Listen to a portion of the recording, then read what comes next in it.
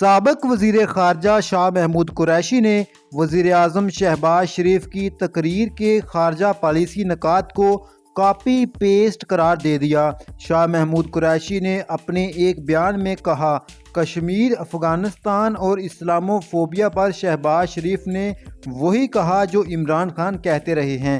لگتا یہی ہے شہباز شریف نے عمران خان کی کوئی پرانی تقریر اٹھا کر کاپی پیسٹ کی ہے۔ انہوں نے یہ بھی کہا کہ وزیر اعظم نے اچھا کیا، سیلابی تباہ کاریوں کے ساتھ ترقی یافتہ ملکوں کو ان کی ذمہ داریاں بتائیں، لیکن شہباز شریف اور ان کے بھائی کی حکومت میں ماحولیاتی تبدیلیوں پر کوئی اقدامات کیے گئے۔